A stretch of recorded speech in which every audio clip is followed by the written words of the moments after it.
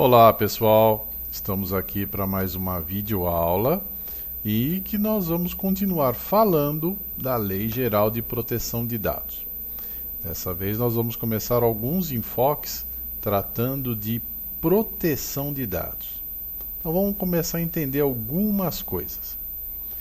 Esse mapinha que tem aqui, fornecido gentilmente pela Serpro, ele tem uma distribuição dos países no mundo que já estão em fase de adaptação ou já adaptados em relação às legislações de proteção de dados. Então vamos lá, é fácil notar que ali na Europa está todo mundo muito bem preparado, já existe uma lei que começou na Alemanha e passou para as demais, mas quem for bom de geografia vai notar que a Suíça é um que está adequado, ele não é fortemente adequado.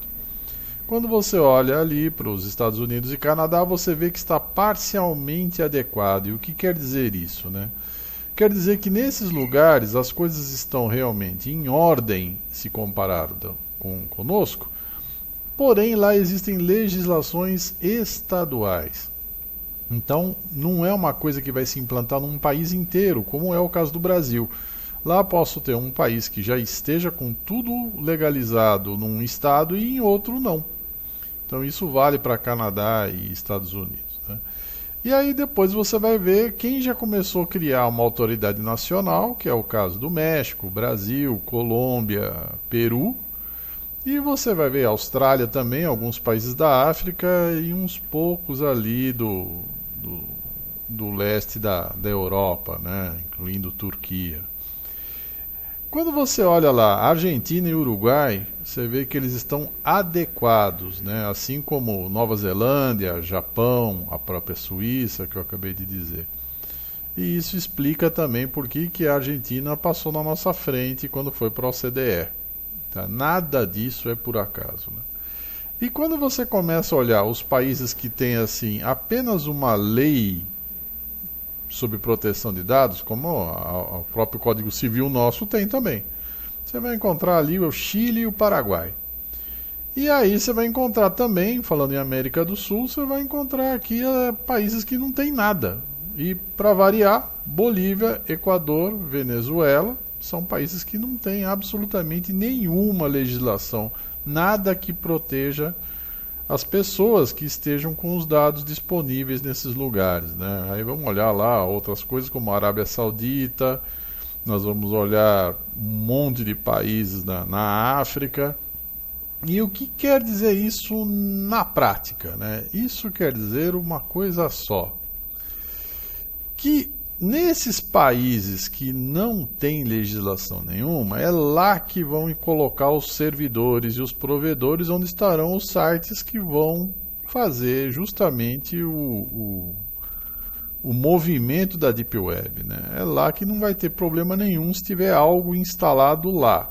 Mas não entendam, falando na realidade brasileira, que se eu hospedar meu site lá eu estou livre de problemas, porque se a minha empresa está locada aqui, mesmo que os dados estejam lá, eles podem não atingir os dados lá, mas toda a responsabilidade cai na empresa aqui.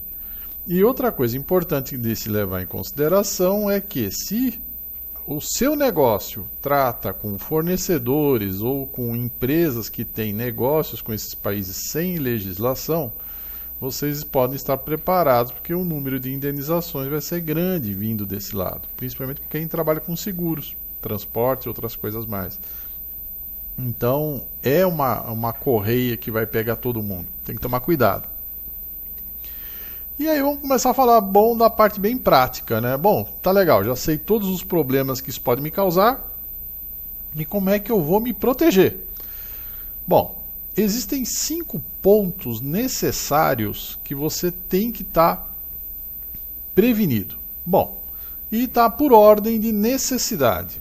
Primeiro ponto, você tem que ter proteção nas práticas operacionais, ou seja, dentro do teu modelo de negócio, você tem que ter rotinas que protejam os dados dos seus clientes e protejam você mesmo em relação a esses dados. Depois você vai ter que ter o quê?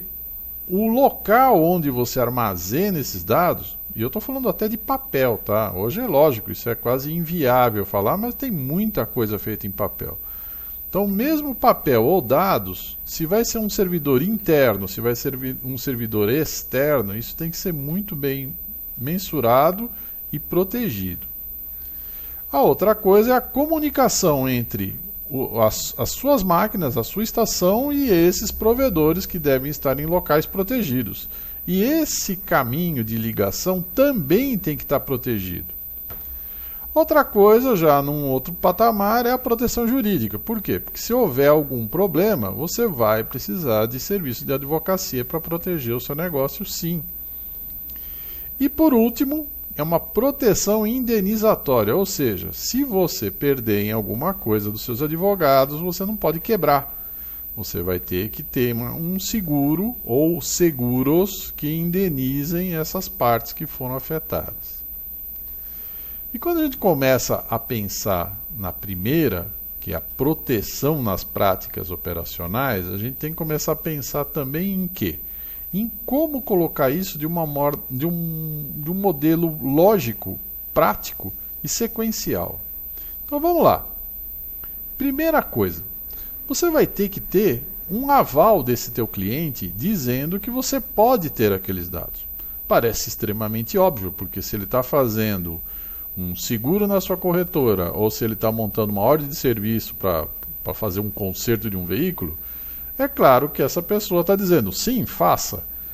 Mas isso só não basta. Então você vai precisar fazer o quê?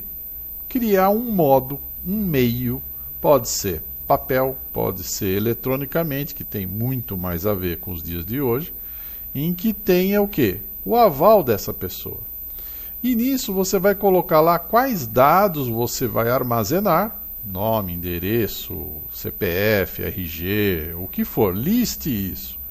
E manda essa pessoa assinar como se fosse um contrato de serviço. Esse contrato pode ser o quê? Um contrato papel puro e simples, a pessoa assina, ou assinatura de um formulário, e aí nós estamos falando em Google Forms ou qualquer outro meio, ou meio eletrônico que você tiver. Porém, se for por assinatura eletrônica, você, negócio, tem que ter uma certificação digital para proteger, para que em caso de cobrança desses dados, que alguém vá falar que eu não autorizei ou nada disso, você fala sim, autorizou, foi no dia tal, hora tal, e eu tenho uma certificação digital comprovando isso que eu falei. Também serve uma gravação de vídeo. Tudo bem, eu posso gravar por qualquer meio no meu smartphone e mandar para a empresa. Tudo bem, desde que lá na ponta tenha dizendo, olha, chegou esse vídeo no dia tal, hora tal, e está tudo certinho, está aqui certificado digital em cima disso. Sim, é uma necessidade que antigamente ninguém dava bola e agora vai ser importante.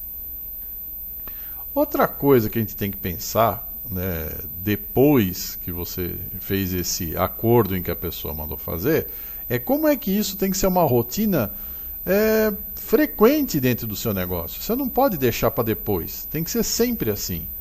Então, a primeira coisa é óbvio, né? Você tem que pedir o aceite para o cliente. Ah, tudo bem? Ok. Tudo isso é meio que sequencial e em questão de segundos. Mas tem que ter essa ordem. Teve o aceite. Os dados que a pessoa forneceu para a sua empresa para fazer a apólice, a proposta, o endosso, o conserto do veículo, o que for, são conferidos. O aceite do cliente é armazenado.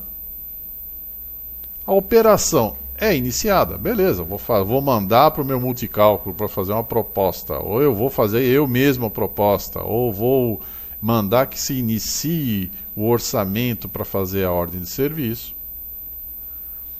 Os dados são armazenados, ou seja, encerrei toda a tarefa, tudo isso, ou seja, de 1 a 5, vocês concordam que é uma questão de segundos, é tudo feito muito concomitante, é tudo na mesma hora. Só que aí começa a outra parte que tem que acontecer, que é a checagem.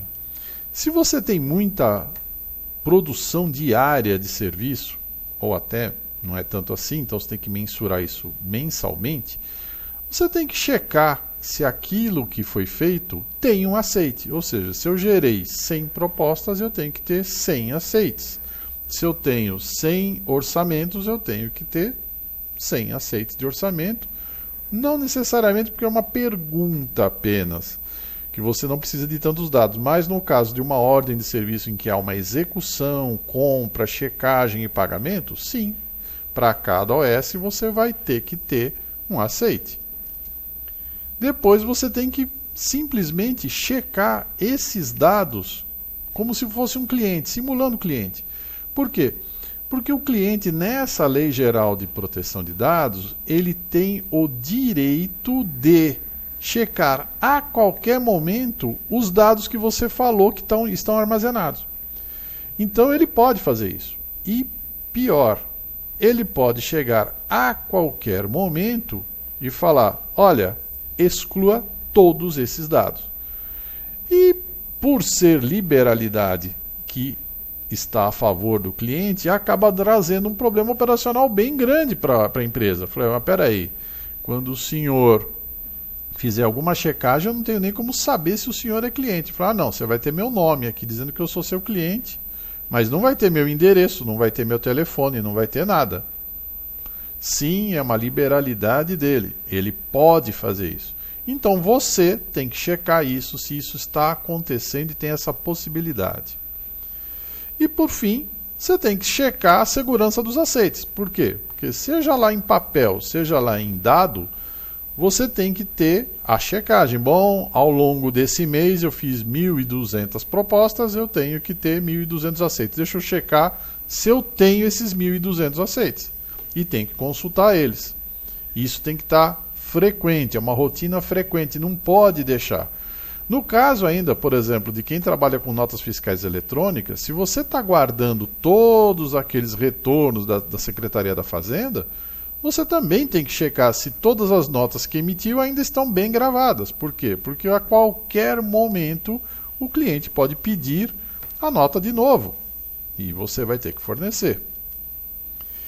E é isso por enquanto. Nós ainda temos uma longa jornada de aulas ainda para explicar. Fiquem com Deus, boa sorte, até a próxima. E não esquece de curtir a gente no YouTube e assinar a gente lá no Instagram, no Mecânico Sênior. Até mais!